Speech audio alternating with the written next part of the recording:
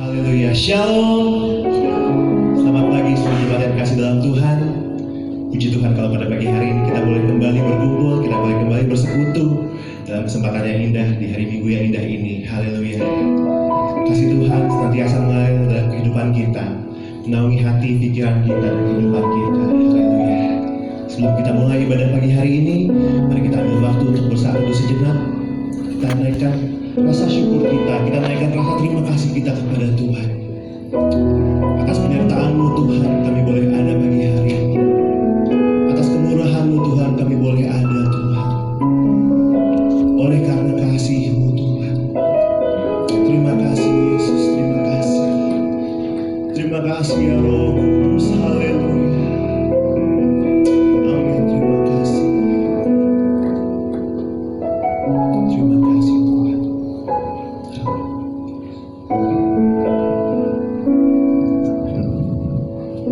Kami bersyukur Bapa yang baik. Saat ini kami ada di tempat ini semua oleh karena anugerah Tuhan, pemeliharaan penyertaan Tuhan dalam hidup kami. Sepanjang malam Kau sudah jaga kami, sehingga sebentar lagi Kau berikan bagi kami untuk kami ada di tempat ini. Satu kerinduan kami untuk kami memuji memuliakan Tuhan. Sebelum kami masuk menikmati hadirat-Mu, kami mohon biarlah Tuhan menguduskan setiap hidup kami, hati kami. Masuk kami terus dengan kuasa darah-Mu, layakan kami Tuhan, untuk kami bersekutu lewat pujian penyembahan kami, meninggikan memuliakan Engkau, sehingga setiap apa yang kami lakukan saat ini berkenan di hati Tuhan, menyenangkan hati Tuhan, dan hidup kami diberkati Tuhan.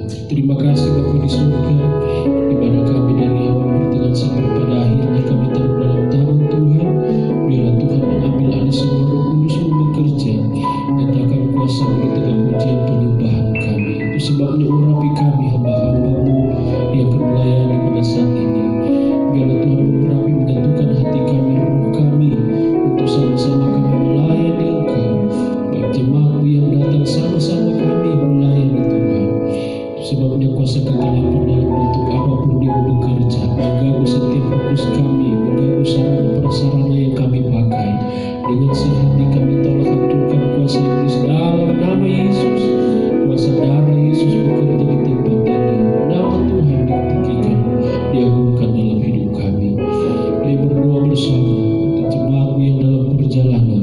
Tetap terus mereka dengan kuasa-Mu, sehingga mereka boleh tiba di tempat ini. Sama-sama kami memuliakan Tuhan, sama-sama kami mengagungkan Engkau. Terima kasih Tuhan. Kami akan memulaikan ibadah kami. Kami buka tabiskan dalam nama Tuhan Yesus Kristus. Haleluya. Haleluya. Terima kasih Tuhan. Terpujilah nama-Mu Tuhan, kekal untuk selama-lamanya. Haleluya. Kami percaya Tuhan dalam pujian penyembahan Tuhan, ada kuasa-Mu yang mengalir di tengah-tengah kami Tuhan. Ada Roh Kudus Tuhan, menaungi hati kami Tuhan. Curahkan kuasa-Mu, curahkan urapan-Mu. Haleluya, haleluya. Oh, kami datang ke hadirat-Mu, memuji kami.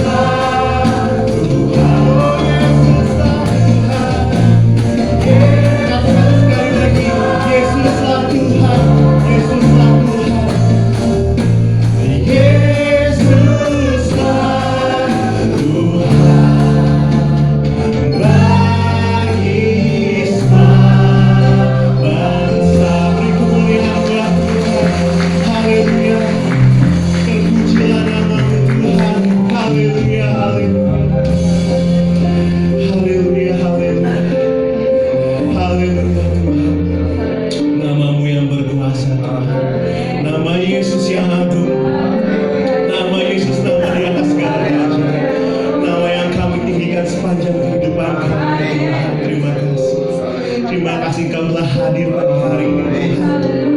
Hadirat-Mu boleh kami rasakan, boleh kami nikmati Tuhan. Dan kami mau lebih lagi Tuhan bersukacita dalam hadirat-Mu, memuji, memuliakan nama-Mu Tuhan. Terima kasih Tuhan. Hanya di dalam nama Tuhan Yesus Kristus kami berdoa dan kami ucap syukur. Haleluya. Amin. Haleluya. Berikan tanganku, katakan haleluya. Bersukacita pagi hari ini, amin. Kita mau sorakan haleluya 3 kali bersama-sama. 1, 2, 3. Haleluya. Haleluya. Haleluya. Beri kemuliaan buat Tuhan. Betapa hebat nama-Mu Tuhan. Dia berkuasa. Haleluya. Katakan berkuasa. Berkuasa di bumi di surga. Dia bertata, bertata dalam kemuliaan. Dialah, dialah Tuhan Allah kita. Namanya berkuasa, pembebas, berkuasa, haleluya. Berkuasa di bumi di surga. Bertata dalam kemuliaan. Dialah Tuhan Allah kita. Namanya berkuasa, pembebas. Betapa hebat, betapa hebat, betapa kuat dahsyatnya Allah kita. Dia berjaya atas semua perbuatannya. Katakan betapa hebat, haleluya, betapa kuat dahsyatnya Allah kita. Dia tenanglah, Yesus Raja segala raja, Tuhan Allah kita. Haleluya.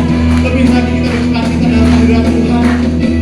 Berkuasa, haleluya, berkuasa di bumi di surga.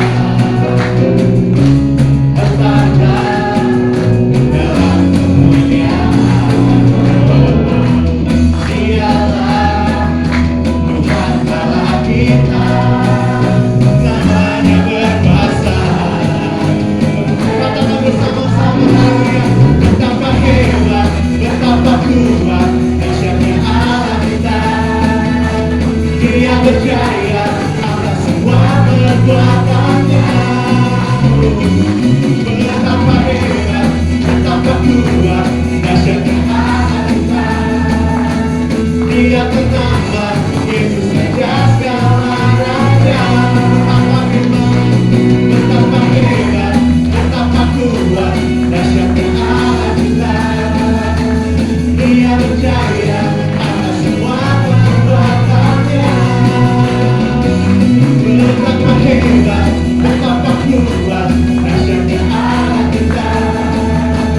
Dia tenanglah, Yesus Raja segala raja. Betapa hebat dunia ini, betapa hebat, betapa kuat dahsyatnya Allah.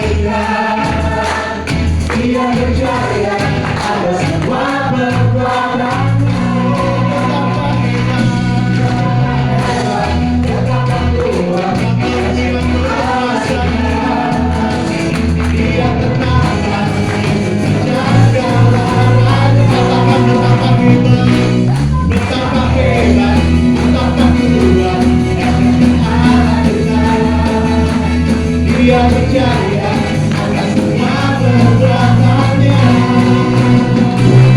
Betapa hebat, betapa kuat dahsyatnya Allah kita. Dia tenanglah, Yesus Raja segala raja. Tuhan Allah kita.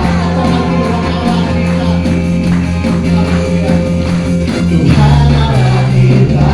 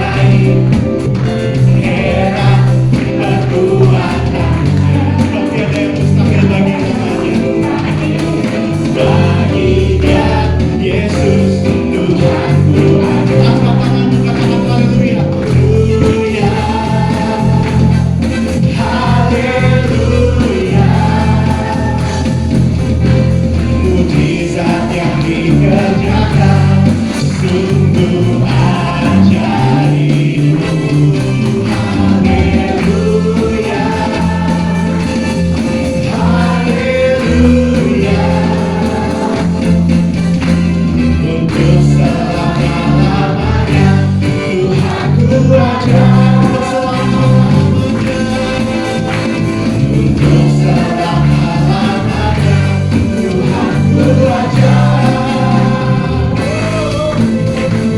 Untuk selama-lamanya, Tuhanku aja. Kita boleh Tuhan.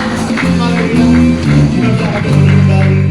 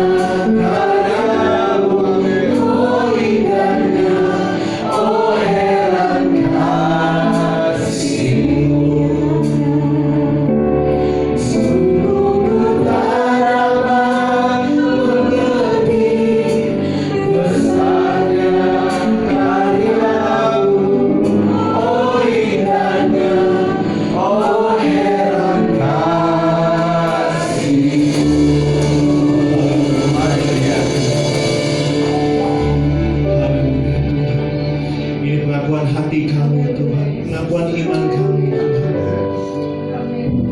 bahwa betapa besarnya kasih-Mu dalam kehidupan kami Tuhan. Sungguh Tuhan, kami terkagum-kagum Tuhan, kasih-Mu membuat kami heran Tuhan.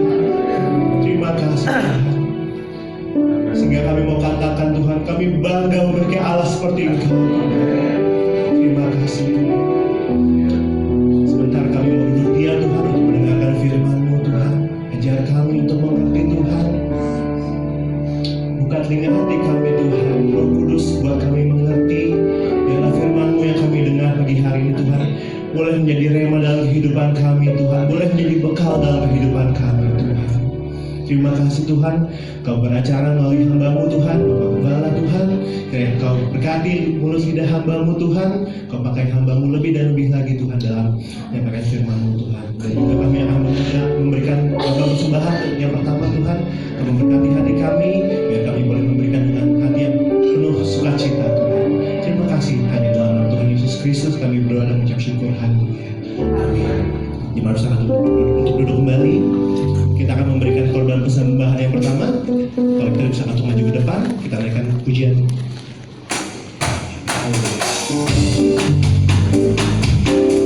Biar bumi akan berlalu, dia akan berlalu. Biar Tuhan tak bercahaya lagi, dia langit akan bergoncang, matahari tak bersinar lagi. Tetapi Tuhan Yesusku tak pernah ingkar janji. Semua yang difirmankannya pasti akan digenapi. Shalalalalala, aku cinta Yesus.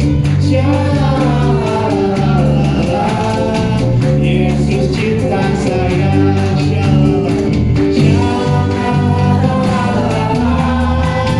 Saya cinta Yesus.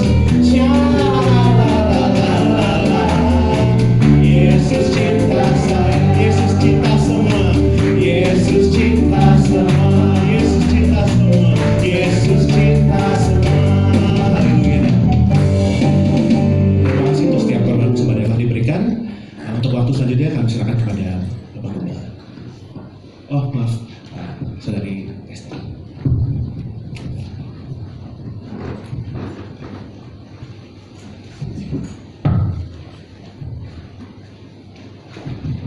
Haleluya, puji Tuhan.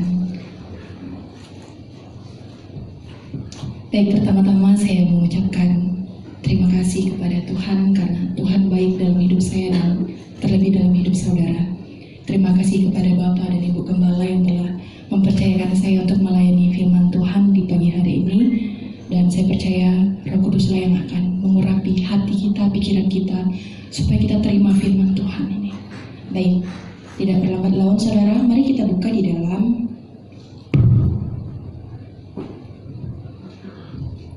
Injil Matius pasalnya yang ke-7. Matius pasalnya yang ke-7, ayatnya yang ke-28 dan 29. Kita akan baca bersama-sama dua ayat ini, menghormati kebenaran firman Tuhan. Mari kita bangkit berdiri semuanya saudara. Ya, Matius 7 ayat 28 sampai ayat yang ke-29, 2, 3. Dan setelah Yesus mengakhiri perkataan ini, takjublah orang banyak itu mendengar pengajarannya, sebab ia mengajar mereka sebagai orang yang berkuasa, tidak seperti ahli-ahli Taurat mereka. Amin. Puji Tuhan, silakan duduk kembali. Di pagi hari ini saya akan membawakan firman mengenai kuasa orang percaya. Namun sebelum itu, mari kita melihat menurut konteks yang sudah kita baca di dalam Matius ini. Kalau kita perhatikan saudara, dari pasal 5 sampai pasalnya yang ke-7, di situ kita dapati khotbah Yesus di atas bukit, dan diakhiri kesan pendengar, orang-orang yang mendengar khotbah Yesus di atas bukit. banyak orang yang mendengar khotbah Yesus pada saat itu. Kalau kita lihat di dalam pasalnya yang kelima, di sana dikatakan, ketika Yesus melihat orang banyak itu, orang banyaknya itu siapa aja? Saudara bisa lihat di pasal 4 sebelumnya. Di sana dikatakan kalau di pasal 4 ayat 23, Yesus pun berkeliling di seluruh Galilea saat Yesus di Galilea. Nah, saudara, bahkan kalau dibaca dari ayatnya yang ke-25, maka orang banyak berbondong-bondong mengikuti dia. Mereka datang dari Galilea dan dari Dekapolis, dari Yerusalem dan dari Yudea dan dari seberang Yordan. Saudara bayangkan berapa banyak orang yang datang saat itu mendengar khotbah Yesus di atas bukit. Sehingga setelah Yesus selesai khotbah di atas bukit, respon orang-orang itu sangat takjub. Dalam Matius 7 ayat 28 katakan, takjublah orang banyak itu mendengar pengajarannya. Kenapa mereka bisa takjub? Ayat 29 berkata, sebab ia mengajar mereka sebagai orang yang berkuasa, tidak seperti ahli Taurat mereka. Saudara, perbandingan antara pengajaran Yesus dan pengajaran ahli-ahli Taurat itu sangat berbeda. Perbedaannya itu adalah kuasa. Ketika Yesus mengajar orang-orang dengan kuasa yang ada di dalam diri Yesus, orang-orang sangat takjub. Beda dengan ketika ahli-ahli Taurat yang menyampaikan firman kepada orang-orang. Nah, saudara, saat ini saya mau membahas tentang kita sebagai orang-orang percaya punya kuasa. Tapi bukan karena kuasa kita sendiri, tapi melainkan kuasa dari Allah melalui Roh Kudus yang ada dalam kehidupan kita semua, saudara. Dan kita perlu sadari bahwa kita, orang yang sudah percaya dan menerima Kristus, kita punya kuasa dalam kehidupan kita. Dan seharusnya kuasa itu akan memberikan cahaya yang memancarkan bahwa diri kita itu berbeda dengan anak-anak di luar Tuhan. Nah, saudara, dalam pelayanan Yesus itu disertai dengan kuasa. Apakah manusia punya kuasa? Seperti saya katakan tadi, kita punya kuasa, tapi bukan kuasa kita, melainkan kuasa dari Tuhan yang memberikan dalam kehidupan kita suatu kepercayaan yang besar dan suatu anugerah yang sangat besar dari Tuhan limpahkan kepada kita, saudara. Nah, di sini saya juga mau melihatkan satu tokoh yang dia punya kuasa juga, saudara. Kalau kita lihat Musa itu dididik dari kecil sampai dia umur 40 tahun. Dididik dengan pengajaran orang Mesir. Dan ada ayat mengatakan bahwa Musa itu dalam perkataannya, dalam tindakan itu penuh dengan kuasa.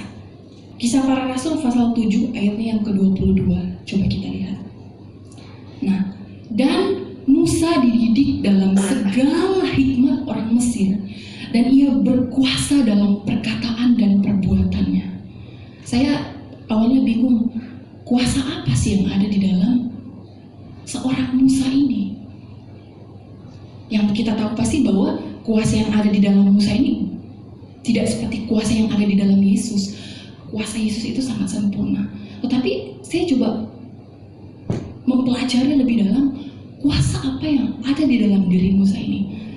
Saya lihat dalam kata aslinya, di sana mengatakan bahwa kuasa yang ada di dalam Musa itu adalah kuasa yang dimana dia itu adalah orang yang sangat berpengaruh dalam hal positif.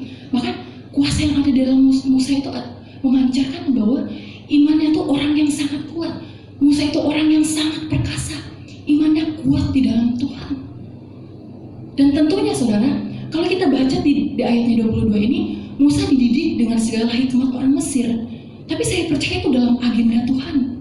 Bukan semata-mata karena orang Mesir akhirnya Musa punya kuasa dalam perkataan, dalam perbuatan. Tapi itu dari Tuhan melalui didikan dari hikmat orang-orang Mesir untuk mempersiapkan Musa masuk dalam sebuah pekerjaan yang sangat besar yang Tuhan percayakan dalam diri Musa. Musa dipercayakan untuk memimpin bangsa Israel menuju tanah Kanaan. Walaupun pada akhirnya Musa tidak sampai masuk di dalam tanah Kanaan. Nah, saudara, ketika di dalam diri kita ada kuasa, ada banyak hal yang akan terjadi dalam kehidupan kita. Baik dalam perkataan kita, perbuatan kita. Ada perbedaan antara diri kita, anak-anak Tuhan yang punya kuasa dengan orang-orang yang tidak mengenal Tuhan. Dan saat ini saya akan membahas, saudara, mengenai tiga hal tentang kuasa yang ada di dalam diri kita sebagai orang percaya. Saya percaya dan saudara harus imani bahwa di dalam diri saudara semuanya punya kuasa dari Tuhan. Dan Tuhan memberikan kuasa yang dikerjakan oleh Roh Kudus itu bukan hanya sekedar ditaruh seperti itu saja, tapi ada sesuatu hal yang perlu kita kerjakan, saudara. Dan saat ini saya mau membahas tentang tiga hal. Kenapa kita perlu tahu tentang kuasa itu dalam diri kita? Karena begini, saudara, iblis itu nggak suka kita anak-anak Tuhan itu melakukan pekerjaan-pekerjaan besar untuk memuliakan Tuhan. Untuk itu kita harus tahu bahwa iblis selalu berusaha dan terus berusaha untuk mengalihkan fokus kita, mengalihkan pandangan kita, dan membuat kita jadi tidak sadar kalau ternyata di dalam diri kita itu punya kuasa yang daripada Tuhan untuk kita mengerjakan sesuatu buat Tuhan, saudara. Tiga hal tentang kuasa dalam diri kita yang menjadi alasan kenapa iblis itu mau mengacaukan dan mengalihkan fokus dan pandangan kita. Yang pertama, saudara, kuasa itu memampukan kita jadi orang yang berbeda dan berpengaruh. Berpengaruh dalam lingkungan sekitar kita, saudara kita, keluarga kita, tempat kita bekerja, bahkan kepada orang-orang yang tidak mengenal Yesus sekalipun. Seharusnya kuasa itu membuat kita menjadi orang yang berpengaruh seperti Musa tadi. Karena ketika kita penuh dengan kuasa, kita dipenuhi dengan hikmat daripada Allah. Hikmat itu mungkin kalau kita banyak membaca buku, kita akan mendapat sesuatu hal yang baru, tentu. Tetapi sesuatu yang baru itu berbeda dengan hikmat yang datang dari Tuhan. Karena hikmat yang datang langsung dari Tuhan itu punya kuasa. Dan saudara, imani bahwa saudara punya kuasa. Dan kuasa itu mampu untuk membuat saudara menjadi orang yang berpengaruh, orang yang berdampak bagi keluarga kita, siapapun di luar sana. Iblis nggak suka kalau kita tuh jadi anak-anak Tuhan yang berdampak. Iblis nggak suka kita menjadi anak-anak Tuhan yang berpengaruh secara positif, apalagi dalam hal rohani. Iblis nggak suka. Banyak cara iblis untuk membuat kita tuh fokus kita itu menjadi teralih, pandangan kita itu menjadi teralih. Kita lupa bahwa kita itu seharusnya menjadi anak Tuhan yang berpengaruh. Contoh hal kecil ada begitu banyak, dan terkadang hal-hal kecil inilah yang tidak pernah kita sadari, saudara. Ini yang perlu sangat kita waspadai. Saya memberikan contoh, handphone yang kita pakai itu bisa kita pakai secara positif dan secara negatif. Tapi handphone setiap hari kita pegang. Karena handphone itu setiap hari kita pegang, di samping kita di mana-mana kita perlu handphone. Kadang caranya iblis itu begini, membuat kita lebih sibuk, terpaku, terpana dengan handphone yang kita pegang. Entah itu dalam sosial media, entah itu dalam kita menonton sesuatu hal yang tontonan rohani, atau anak-anak muda terlalu banyak fokus ke game, atau handphone yang kita pakai itu membuat kita, pandangan kita, fokus kita itu teralih, saudara. Dan kita jadi lupa waktu. Waktu kita terlalu banyak HP. Sebenarnya HP dipakai buat positif, bagus sekali. Tapi sebenarnya perlu waspada dan hati-hati agar supaya iblis tidak memakai cara itu untuk masuk membuat kita fokus pandangan kita itu menjadi teralih. Yang dimana sebenarnya kita harus sadar dalam diri kita punya kuasa untuk kita menjadi orang yang berdampak, saudara. Sehingga akhirnya kehidupan rohani kita itu mulai menurun karena tertutup dengan sesuatu hal yang di luar daripada rohani, aktivitas di luar daripada rohani. Bukan cuma anak-anak kecil, anak pemuda remaja, bahkan orang tua. Anak-anak kecil, saudara, saya lihat di beberapa lingkungan yang saya lihat, mau makan harus HP, mau sebelum tidur harus HP, semuanya serba HP. Saudara, sebagai orang tua kita latih anak kita jangan terlalu banyak fokus di HP. Lebih banyak ajar anak-anak kita tuh hal-hal yang rohani, atau kita ceritakan tentang Yesus dari masa kecil mereka, karena itu penting dalam pertumbuhan iman mereka kepada Tuhan, saudara. Dan akhirnya pandangan fokus kita teralih. Paling benar, saudara, pengumuman setiap minggu mengatakan bahwa cuma Tuhan wajib membaca Alkitab minimal satu pasal setiap hari. Kenapa? Semua itu ada tujuan, saudara. Coba kita baca di dalam 2 Timotius 3 ayat 16-17. Segala tulisan yang diilhamkan Allah, firman yang kita baca ini, saudara, memang bermanfaat untuk mengajar kita hal-hal yang positif, hal-hal yang baik, menyatakan kesalahan, memperbaiki kelakuan, dan untuk mendidik orang dalam kebenaran. Lanjut pasalnya yang ke-17. Dengan demikian, tiap-tiap manusia, setiap kita semua yang ada di pagi hari ini, kita orang-orang kepunyaan Allah, kita diperlengkapi untuk melakukan setiap perbuatan baik. Ada tujuannya, saudara. Dan kita perlu berhati-hati dalam pergaulan, terkhusus anak-anak muda, orang tua juga. Karena pergaulan yang busuk merusak kebiasaan yang baik. Pergaulan di luar dari komunitas rohani lebih banyak, tidak seimbang. Ketika pergaulan di luar daripada komunitas rohani itu lebih banyak kita lakukan, secara perlahan, saudara, membuat fokus kita menjadi teralihkan. Yang sebenarnya kita sebagai anak-anak Tuhan semuanya, kita punya kuasa untuk harusnya menjadi berdampak bagi teman-teman, kerabat kerja, keluarga kita sekalipun. Kita harus berdampak. Kita harus sadari bahwa kita punya kuasa. Karena kalau kita tidak acuh, secara perlahan iblis buat kita, fokus kita teralihkan, saudara. Ini yang perlu kita hati-hati. Karena, saudara, ketika kita tahu firman, kita bisa menjadi berkat dan kita berdampak. Dimulai dari keluarga kita saja. Anak-anak muda punya adik, punya kakak, jadilah berdampak bagi adik kakak. Orang tua, jadilah berdampak bagi anak. Jadilah berdampak bagi teman sekerja kita, bagi kerabat kerja kita. Berdampak bahkan bagi kepada orang-orang di luar Kristen, saudara. Berdampak bagi mereka. Karena ketika kita menjadi berkat, kita nggak akan tahu ke depannya gimana Tuhan bekerja dalam kehidupan mereka. Melalui kita, orang itu akhirnya bisa punya iman mereka kepada Yesus itu jadi tumbuh. Bukan karena kita mereka berubah, tapi karena Tuhan melalui kita.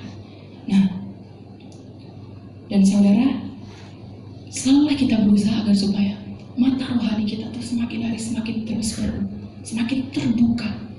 Jangan biarkan iblis masuk celah untuk membuat mata rohani kita, kacamata rohani kita tuh menjadi kabur. Hal yang kedua, tentang kuasa yang ada di dalam diri kita, diri saya dan saudara, yang perlu kita sadari adalah kuasa itu memampukan kita melayani Tuhan dengan motivasi yang benar. Tidak sedikit orang-orang yang melayani Tuhan dengan motivasi yang salah. Coba, saudara, kita balik di dalam perikop yang kita baca, Matius 7 ayatnya yang ke-28 dan 29. Di sini Yesus mengajar dengan sebuah perbedaan. Kalau kita baca di ayatnya yang ke-29, saudara, kita baca yang paling terakhir, tidak seperti ahli-ahli Taurat mereka. Saudara, ahli-ahli Taurat itu dalam mereka menjalankan tugas mereka, motivasi mereka itu tidak benar. Motivasi mereka itu melenceng daripada jalan yang seharusnya sesuai dengan firman Tuhan. Bahkan ahli-ahli Taurat, orang-orang Farisi ini bahkan membuat peraturan-peraturan menurut hikmat mereka sendiri, dan ini menyesatkan orang. Dan kita sebagai orang-orang yang punya kuasa daripada Tuhan, kuasa itu harus memampukan diri kita untuk mengerti tentang motivasi pelayanan yang benar. Karena saudara, motivasi pelayanan yang benar itu akan memberkati orang lain. Pelayanan dengan motivasi yang benar dan pelayanan disertai dengan kuasa, orang-orang itu akan merasakan, saudara. Yesus melayani penuh dengan kuasa. Orang-orang merasakan kuasa daripada Yesus. Bahkan ada begitu banyak murid-murid Tuhan, tokoh-tokoh Alkitab yang lain mengajar dengan kuasa. Ada perubahan yang dialami oleh orang-orang yang mendengar. Pelayanan kita dalam kita melayani Tuhan, pusatnya itu adalah seharusnya Kristus, bukan diri kita. Ketika kita melayani, saya melayani karena punya talenta. Bukankah motivasi kita itu sudah salah? Ketika kita melayani, saya melayani karena dijadwalkan. Dan secara tidak sadar hanya terpaksa. Saudara, kalau saudara dipercayakan untuk melayani dapat jadwal, imani bahwa itu berkat dari Tuhan buat saudara. Itu dalam agendanya Tuhan. Tidak sebuah kebetulan saudara dipercayakan melayani oleh Tuhan. Dan ketika ditunjuk melayanilah dengan dalam hati kita tuh, puji Tuhan, ini untuk Tuhan, bukan karena saya pintar, bukan karena talenta saya, suara saya bagus, saya punya talenta. Dan dalam melayani, yang kita lihat itu bukan betapa hebatnya kita. Walaupun suara kita jelek, saudara, suara kita lari-lari, sebelum nada masuk, kita sudah masuk duluan. Bahkan ada banyak orang-orang di luar sana, saudara, begini, kita sebagai jemaat, jangan sampai kita sebagai jemaat kita melihat ada yang melayani, suaranya tuh nggak masuk sama nada, atau suaranya tuh kayak kurang bagus kita dengar. Lalu kita komplain, kita bilang, jangan dikasih pelayanan. Harusnya orang seperti itu tidak dikasih pelayanan. Saudara, hati-hati, itu akan melemahkan iman mereka dalam pelayanan. Karena ada begitu banyak kasus orang-orang yang jadi mengundurkan diri dari melayani Tuhan. Karena apa? Karena dibilang dianya punya kekurangan dalam melayani. Hati-hati, saudara. Harusnya kuasa yang ada di dalam diri kita itu membuat kita jadi mengerti motivasi pelayanan yang sebenarnya itu seperti apa. Seperti orang-orang ahli-ahli Taurat. Kalau kita buka, saudara, Markus pasalnya ke-12, kita baca dari ayat 38 sampai ayatnya yang ke-40. Dalam pengajarannya, Yesus berkata, hati-hatilah terhadap ahli-ahli Taurat yang suka berjalan-jalan, memakai jubah panjang dan suka menerima penghormatan di pasar, yang suka duduk di tempat terdepan di rumah ibadat dan di tempat terhormat dalam perjamuan. 40. Yang menelan rumah janda-janda, sedang mereka mengelabui mata orang yang dengan doa yang panjang-panjang. Mereka ini pasti akan menerima hukuman yang lebih berat. Saudara lihat, orang-orang ahli Taurat, mereka melayani dengan motivasi yang salah. Melayani karena ingin dapat penghormatan. Bahkan ketika acara-acara besar, duduk, ambil kursi paling depan, dilihat sama orang-orang, oh, dia pelayan Tuhan. Ini yang perlu kita waspadai, terutama kepada pelayan-pelayan. Bahkan, saudara, melayani Tuhan bukan hanya sekedar, dari sini pelayanan itu bukan cuma tentang pelayanan altar. sebagai jemaat-jemaat, kita semua itu pelayan Tuhan. Mungkin Tuhan bisa mempercayakan kita sebagai jemaat itu melayani saudara kita, teman-teman kita dengan cara kita menjadi berkat. Misalnya mereka dalam kesusahan hati, Tuhan memberikan hikmat kepada kita, kita melayani mereka dengan cara menyemangati mereka yang lemah dengan firman Tuhan. Tapi dalam melayani mereka, saudara perlu motivasi yang benar. Karena saudara punya hikmat itu bukan karena saudara pintar, tapi itu karena hikmat dari Tuhan. Tuhan yang mau pakai saudara, bukan saudara yang hebat. Semata-mata semua karena Tuhan. Lakukanlah segala hal yang kita lakukan itu benar-benar untuk Tuhan, saudara. Dalam kita melayani kepada anak, teman, saudara semuanya, lakukan untuk Tuhan. Dan saudara, hal yang ketiga tentang kuasa yang ada di dalam diri kita sebagai orang-orang yang percaya pada Tuhan. Yang ketiga itu adalah kuasa itu membuka pikiran kita. Dalam hal apa? Ternyata kita hidup itu bukan cuma untuk diri kita sendiri, saudara. Pernah gak saudara merenungkan untuk apa sih kita diciptakan? Untuk apa sih kita hidup? Apakah kita hidup hanya sekedar hidup, makan, tidur, bekerja, cari uang, menafkahi kebutuhan diri sendiri dan keluarga? Tapi saudara, kita diciptakan oleh Tuhan. Yang pertama itu adalah kita objek kasihnya Allah. Itu yang pertama. Dan hal yang lain yang perlu kita lakukan itu adalah bagaimana Tuhan itu mau pakai kita melakukan pekerjaan yang baik, pekerjaan yang mulia. Guna itu untuk hormat kemuliaan nama Tuhan. Tuhan menciptakan kita dari Tuhan, melalui kita kembali kepada Tuhan lagi. Dan saudara, perlu kita sadari, hidup kita bukan hanya tentang bekerja saja, tapi bagaimana kita bisa menjadi berkat, menjadi terang. Kalau saudara ingat masih pesan Natal tahun 2024 kemarin, sebarkanlah Injil sampai ke seluruh bumi. Mungkin hal terkecil yang bisa kita mulai itu dari lingkupan keluarga. Kita pasti punya kan keluarga kita masih belum mengenal Tuhan. Kita mulai dari situ, saudara. Ada banyak orang yang minder dan merasa bahwa aku nggak bisa, masakan dari diri kita ini kita buat orang berubah. Tidak, yang membuat orang berubah itu bukan kita, tapi Tuhan. Tuhan hanya memakai kita menjadi alat, menjadi perantara untuk menjadi berkat, menjadi alatnya Tuhan, saudara. Dan kalau kita baca di dalam Kisah Para Rasul, pasalnya yang pertama ayat 8, di sana dikatakan bahwa tetapi kamu akan menerima kuasa kalau Roh Kudus turun di atas kamu, turun di atas kita semua.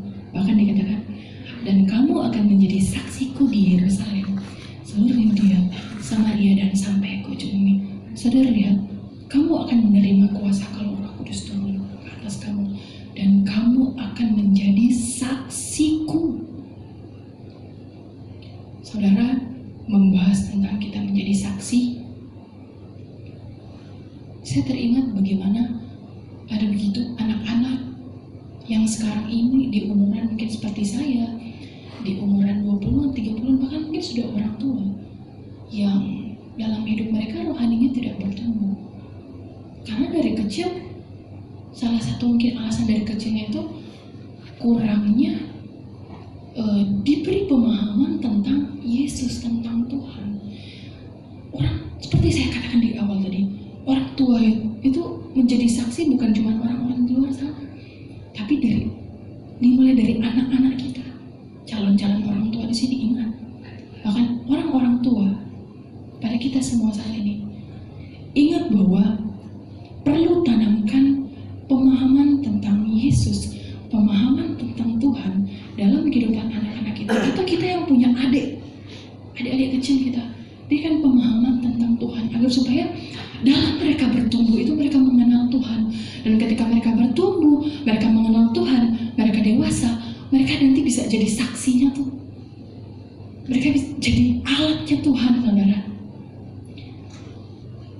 Bahkan kalau kita baca juga di dalam Matius 28 di ayatnya yang ke-9, sana kan dikatakan, pergilah, jadikanlah semua bangsa muridku, baptislah mereka di dalam namaku. Ajar mereka segala sesuatu sesuai apa yang Tuhan kehendaki, dan aku akan menyertai kamu. Tuhan menyertai kita semua dalam kita melangkah untuk mengabarkan sesuatu hal yang baik, saudara. Matius pasalnya yang ke-12 ayatnya yang ke-19 sampai 28, 19 ayat 20. Matius pasalnya yang ke-28 ayat 19. Nah, karena itu pergilah. Ini bukan cuma teruntuk kepada murid-murid Tuhan pada saat itu, saudara. Dengan iman ini juga kepada kita, orang-orang yang percaya sudah mengenal Tuhan. Jadikanlah semua bangsa muridku, baptislah mereka dalam nama Bapa dan Anak dan Roh Kudus, dan ajarlah mereka melakukan segala sesuatu yang telah kuperintahkan kepadamu. Lihat, saudara, bagi saudara yang masih merasa minder, merasa tidak yakin untuk menceritakan Yesus kepada orang-orang, Tuhan bilang, aku menyertai kamu senantiasa. Saudara, ada begitu banyak problem anak-anak Tuhan yang mau memberitakan tentang Yesus itu mereka malu dan gengsi.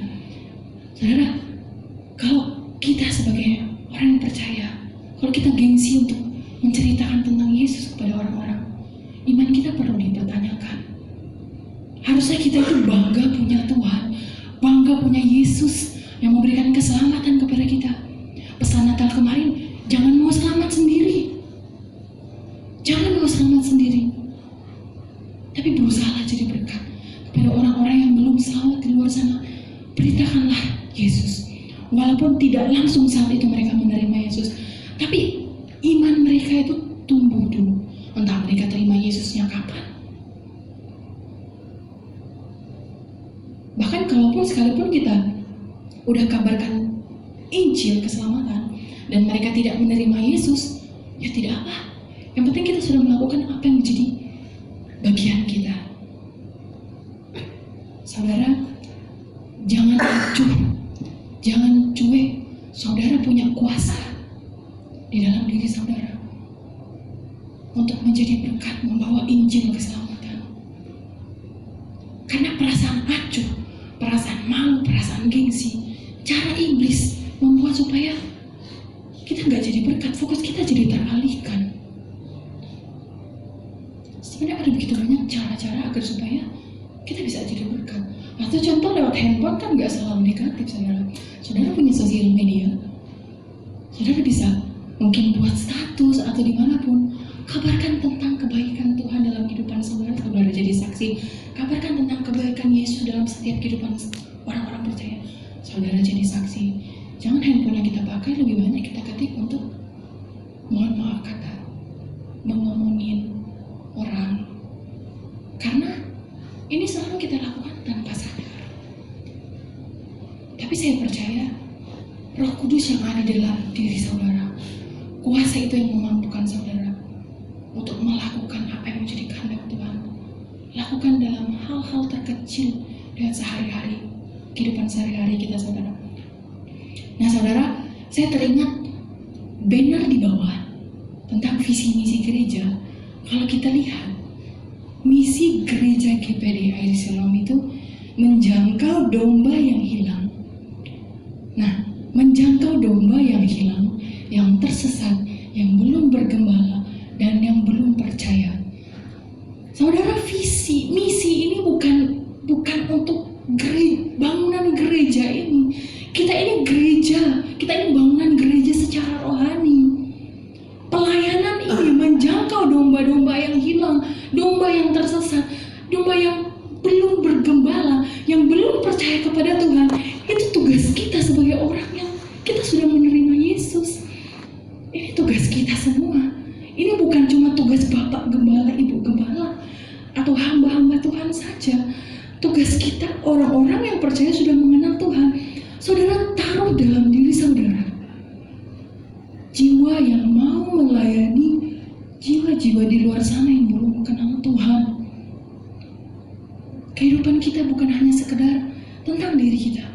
tentang orang lain juga. Punya hati yang peduli pada orang-orang yang belum mengenal Tuhan sekalipun. Bahkan kalaupun saudara belum ada kesempatan untuk bicara, bicaralah lewat doa saudara. Doakan mereka yang belum percaya Tuhan. Doakan mereka yang belum selamat. Doakan mereka yang belum mengenal Tuhan. Bahkan ada begitu banyak anak-anak Tuhan. Mereka menjadi anak yang terhilang, domba yang terhilang. Saudara, jangan sampai keluarga kita menjadi domba yang terhilang itu. Jangan sampai anak kita menjadi domba yang terhilang itu. Jangan sampai diri kita sendiri menjadi domba yang terhilang itu. Ingat, kita punya kuasa dalam diri kita yang dikerjakan oleh Roh Kudus.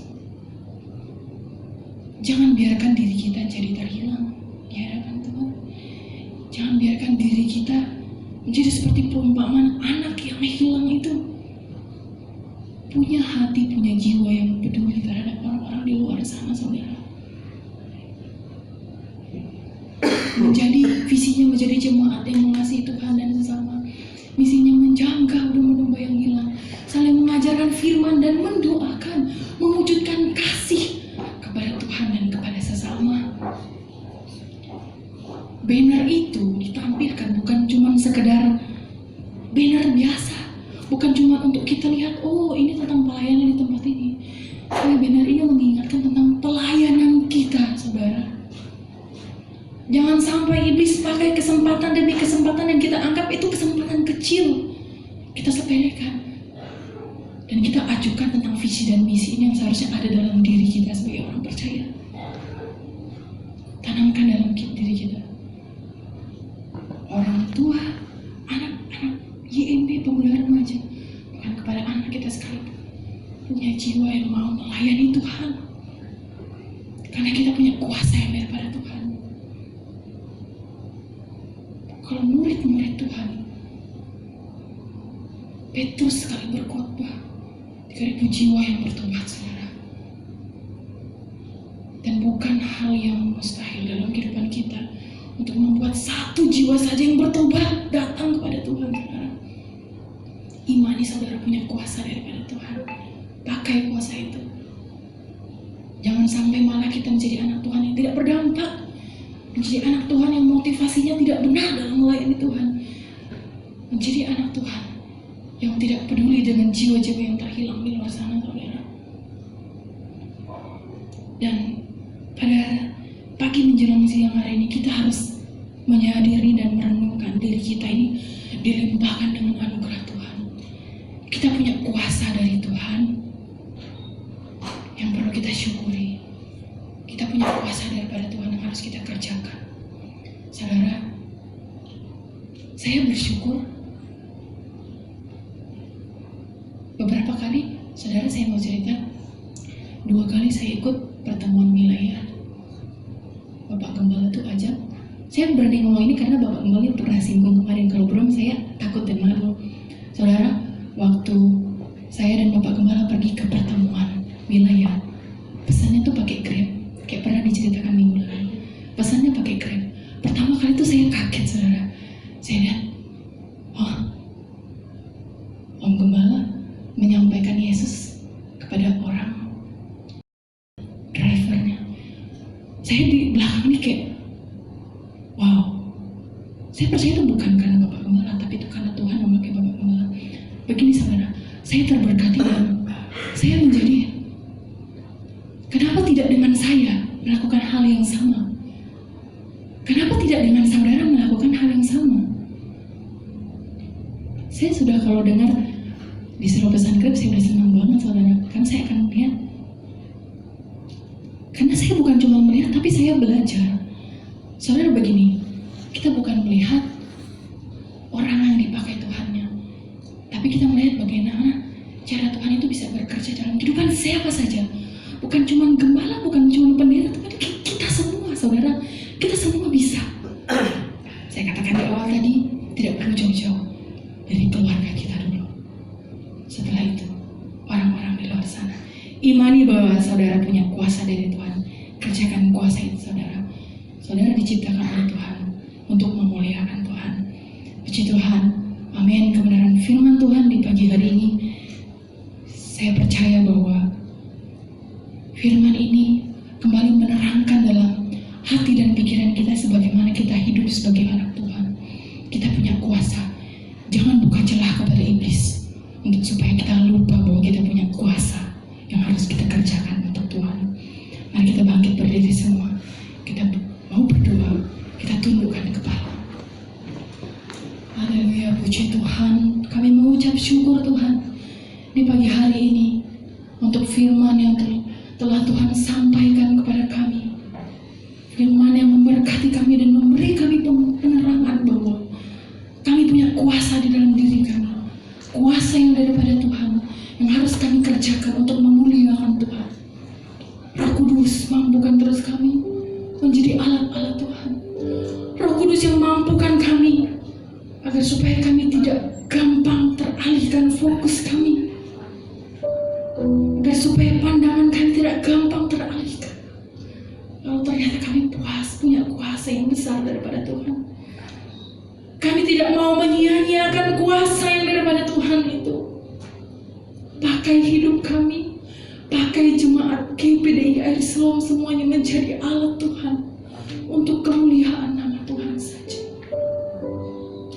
Saat ini mereka yang lemah Tuhan kuatkan. Mereka yang sedang dalam kebimbangan, Tuhan, iman mereka Tuhan kuatkan kembali. Mereka yang sedang di dalam kekecewaan, pulihkan hati mereka Tuhan. Pulihkan iman mereka. Iman mereka menjadi iman yang murni, iman yang bertumbuh, iman yang mau tetap terus berharap kepada Tuhan. Dan melalui jemaat-jemaat GPDI Air Siloam, nama Tuhan dipermuliakan. Terima kasih Tuhan. Inilah doa dan ucapan syukur kami. Kami terima firman di dalam nama Tuhan Yesus Kristus. Haleluya. Amin. Puji Tuhan. Selanjutnya saya serahkan kepada Tuhan puji.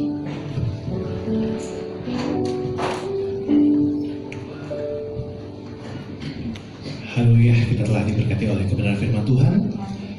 Ya, terima kasih untuk pelayanannya, untuk pelayanan saudari Esther Rahel, telah memberkati pelayanan, studi, pekerjaan dan keluarga.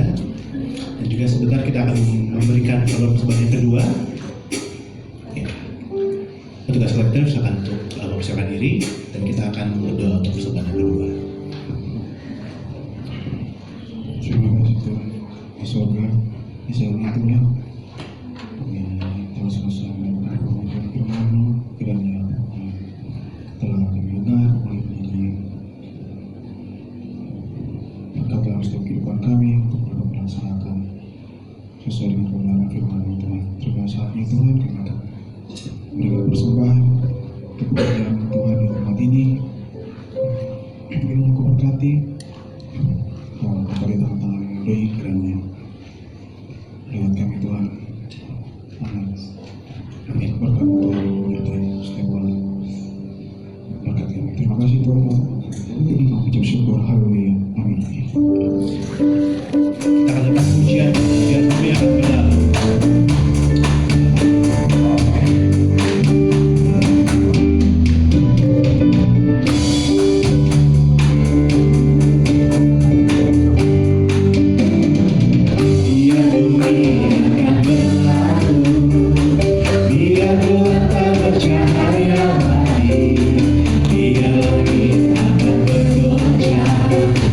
Mata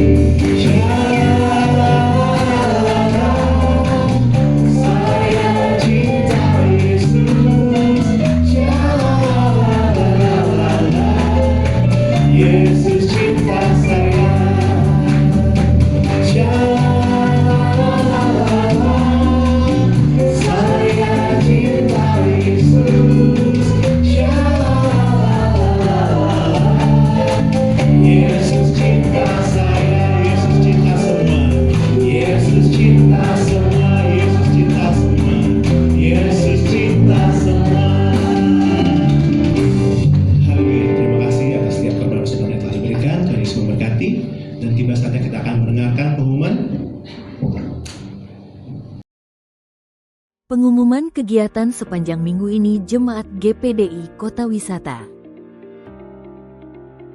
Hari Senin, ada doa dan puasa mingguan. Komsel tanggal 29 Januari tahun 2025, dilakukan di rumah masing-masing, sehubungan dengan hari Imlek. Hari Jumat ada ibadah gabungan WSP dan Pelprip di gereja. Hari Sabtu, ada doa pagi di gereja dimulai jam 7 pagi. Dan ibadah YMB, dimulai jam 5 sore. Hari Minggu, jadwal berjalan seperti biasa. Dan diingatkan kembali, seluruh jemaat GPDI Kota Wisata wajib membaca Alkitab setiap hari. Dan jangan lupa untuk terus saling mengingatkan dalam keluarga supaya terus membaca Alkitab setiap harinya. Jikalau ada yang akan memberikan persembahan persepuluhan, dapat ditransfer ke nomor rekening yang tertera di bawah ini. Setelah itu dapat menginformasikan kepada Ibu Gembala untuk didoakan. Bagi setiap jemaat yang ingin menjadi jemaat tetap GPDI Kota Wisata, dapat menghubungi Ibu Gembala atau Sekretariat Gereja.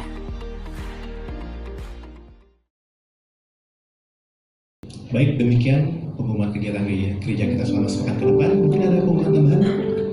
Baik, kita akan akhiri ibadah pada pagi hari ini. Sama-sama jemaat kita bangkit berdiri. Bapak Gembala akan langsung tutup doa.